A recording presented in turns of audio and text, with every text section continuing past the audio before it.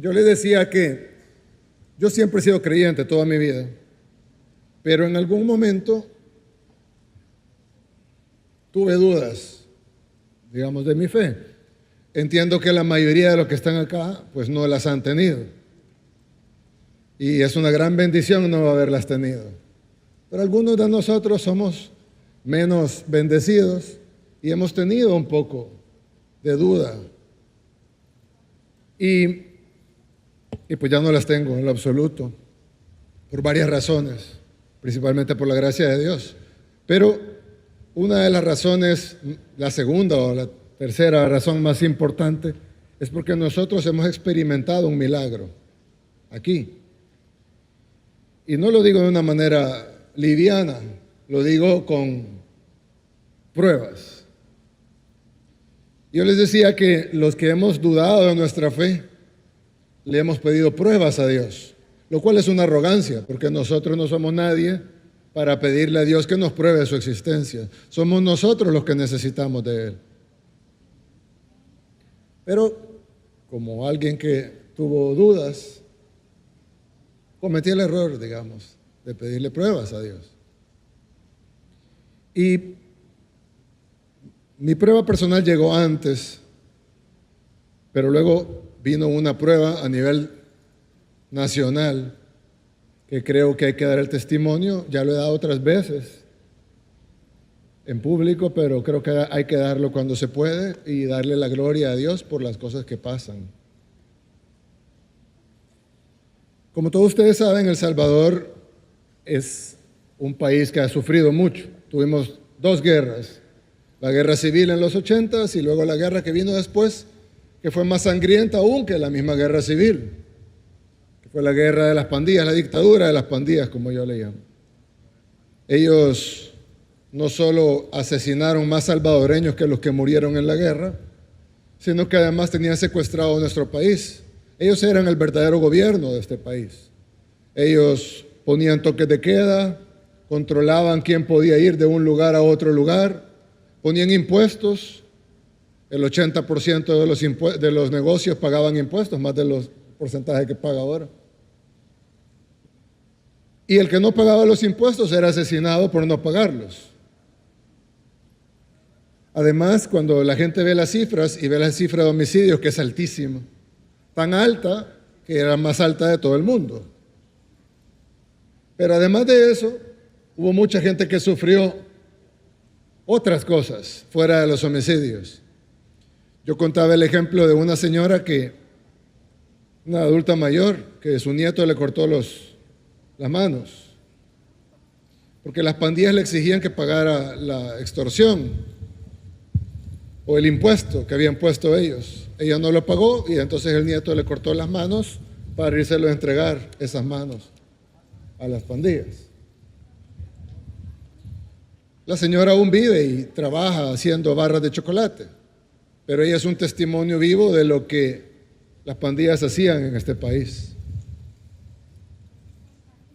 En este país había una dictadura, la dictadura de las pandillas, la dictadura del crimen, y la gente sufría esa dictadura, que además era cruel, tanto que llegaba a cortarle las manos a sus ciudadanos.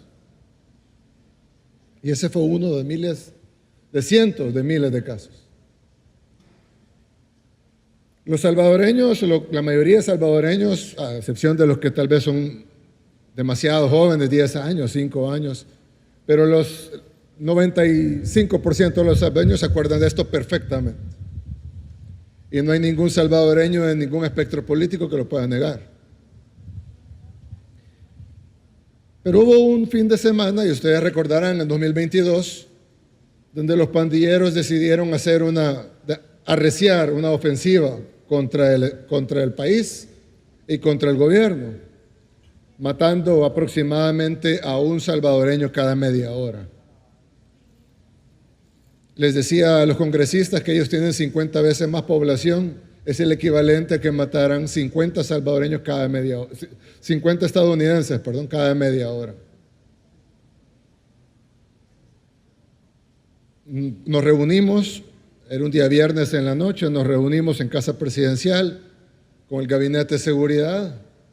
Y decían, cuando ya había empezado la matanza, y la matanza era al azar, uno por un lado, otro por otro lado, otro por otro lado, ni siquiera había una forma de enfrentarlos directamente. No es como cuando hay un ejército enemigo y uno sabe que están ahí enfrente, sino que estaban en todos lados. Y los pandilleros, como los salvadoreños bien saben, estaban en todas las comunidades. En cada calle, en cada colonia, en cada comunidad, en cada barrio, había pandilleros. Entonces era prácticamente imposible para el Estado ir a vencer a esos pandilleros, o por lo menos así se creía. Sin embargo, en esa reunión que tuvimos, a mí me dijeron personas que gracias a ellos, bueno, gracias a Dios, pero ellos como instrumentos de Dios se logró vencer ese flagelo, pero en ese momento me dijeron, presidente, vamos a tomar el control de esto, no se preocupe, mañana en la mañana esto ha parado. Hemos suspendido licencias, hemos llamado a todos los policías que estaban en sus casas en licencia, hemos concentrado a toda la fuerza, hemos concentrado igual a la Fuerza Armada, vamos a sacarlos a todo el territorio y vamos a tomar el control de esto para mañana en la mañana. Nos fuimos a las 4 de la mañana, yo me dormí como a las 5:30 y me desperté a las 10 de la mañana. Cuando yo me desperté a las 10 tenía cientos de mensajes en el celular y teníamos 20 muertos más, que para ponerlo en perspectiva equivaldría a 1,000 muertos más en Estados Unidos, en porcentaje de la población. Nos reunimos de emergencia de nuevo, estábamos en la reunión y cada media hora otro homicidio, otro homicidio, otro homicidio, otro homicidio, otro homicidio. Esa misma noche se convocó una sesión de emergencia, se decretó un estado de excepción para darle más herramientas a nuestra fuerza pública. Sin embargo, en esa misma noche había otro homicidio, otro homicidio, otro homicidio, otro homicidio, otro homicidio. Y para serles sincero, yo no sabía qué hacer. Y no voy a hablar por los demás, pero creo que nadie en realidad sabíamos qué hacer. Porque no era algo convencional. Y como lo dije hace un rato, no podíamos ir a enfrentar algo que estaba enfrente, sino que era como un cáncer con metástasis, estaba en todos lados. Engranado en otros órganos importantes que deberían estar sanos, pero que estaban contaminados por esta enfermedad que se había regado durante décadas en todo el cuerpo, en todo el país. Y no sabíamos qué hacer. Y entonces yo dije, bueno, hagamos una oración.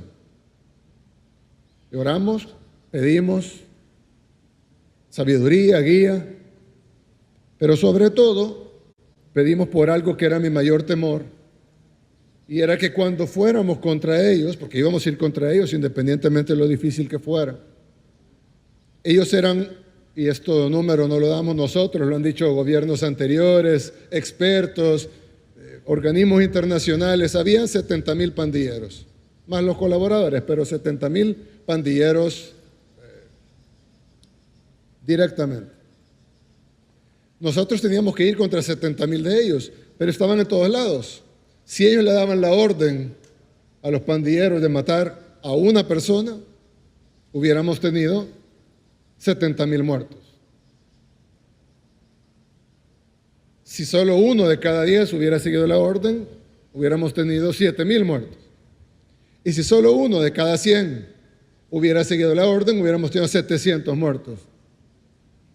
Algo que no hubiéramos podido soportar.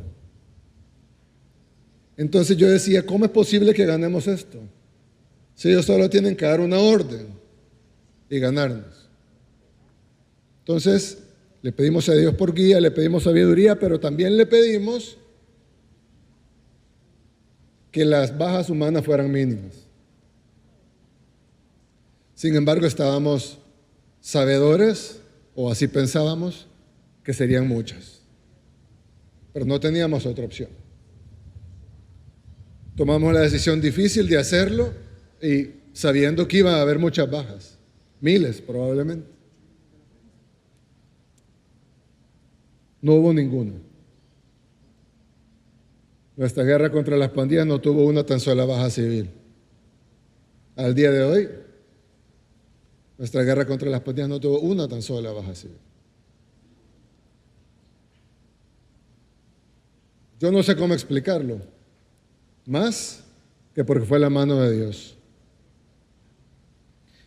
Y nadie puede dudarlo.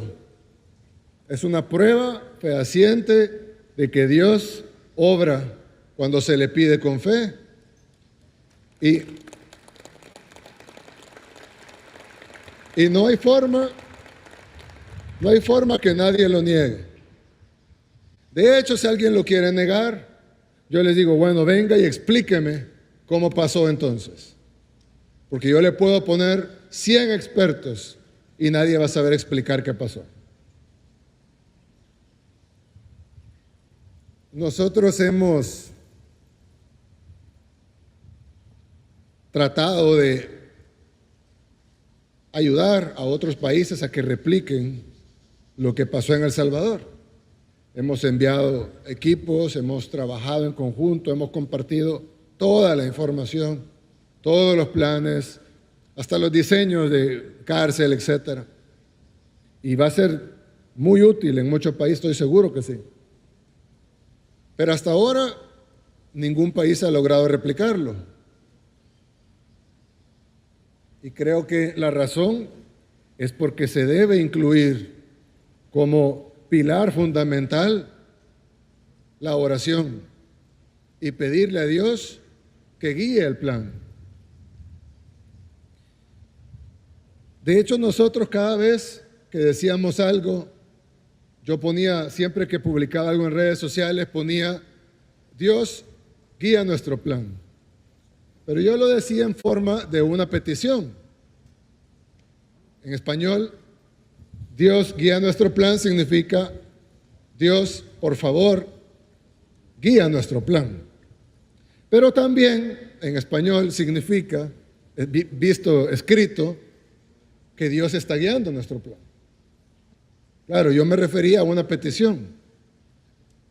Pero luego de varios meses, yo veía que el director de la policía, un hombre que ya partió, pero es un hombre que fue uno de los más grandes instrumentos de Dios en esta guerra contra las pandillas. Él siempre ponía lo mismo, Dios guía nuestro plan. Yo pensaba que estaba poniendo lo mismo que yo. Hasta un día que en una reunión me dijo, no se preocupe, presidente, Dios guía nuestro plan. Yo siempre pongo eso. Yo le dije, no, es Dios guía nuestro plan. Y él me dice, no, es que Dios está guiando nuestro plan. Entonces yo entendí que lo ponía, eran las mismas palabras, pero la forma en la que lo ponía él era diferente a la forma en la que lo ponía yo. Yo hacía una petición a Dios, él estaba seguro que ya estaba pasando. Las dos son buenas, creo, pero él tenía razón. Y al final, la prueba de que Dios guió nuestro plan es que funcionó. Y es que no murió ningún civil. Y es que pasamos de ser del país más peligroso del mundo al país más seguro de todo este hemisferio. Y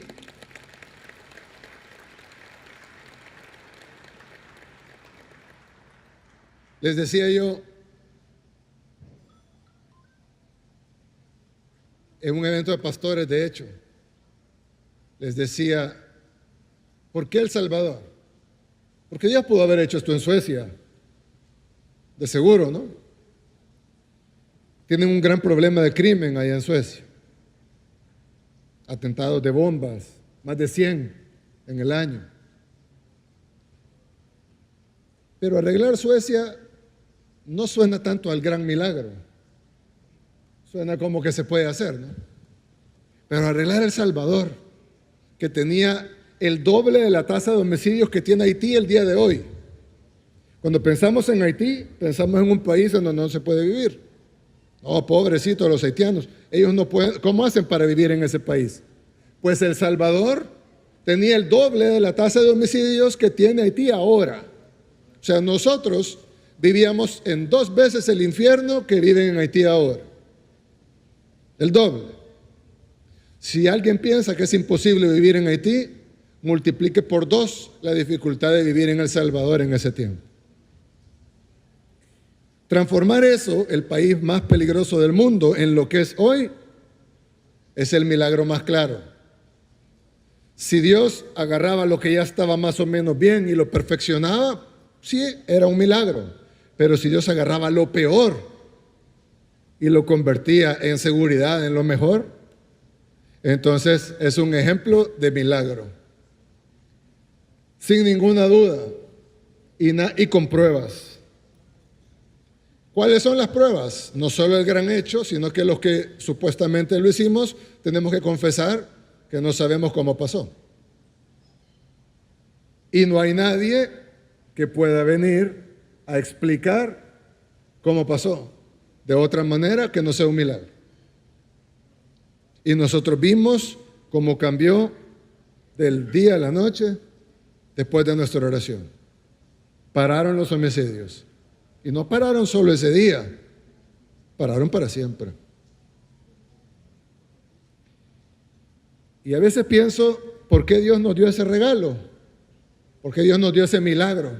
En parte creo que es porque lo que dije, ¿no? Cambiar el peor al mejor.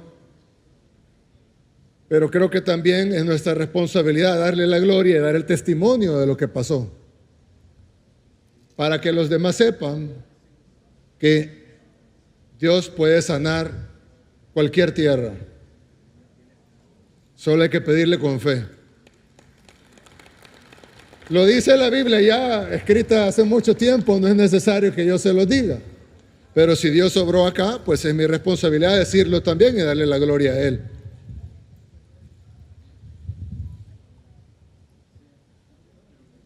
Y les decía también ayer a los congresistas, al senador Mike Lee también. Me pregunta, ¿y por qué ora ahora, presidente? Yo le digo, bueno, aparte de uno ora por su familia, por sus seres queridos. En términos de país, pues ahora oramos por todo lo demás. No como codicia, porque en nuestro país faltan muchas cosas.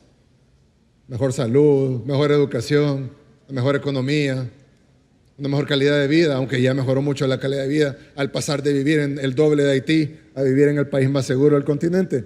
Pero faltan muchas cosas que queremos hacer y ahora oramos por ellas. No con codicia ni con avaricia, porque hay que agradecerle a Dios por lo que ya tenemos. Pero sí con fe, en que Dios pueda obrar aún mucho más en nuestro país y siempre le vamos a dar la gloria a Él cuando esas cosas pasen. Pero Dios sabe los tiempos y los tiempos de Dios son perfectos.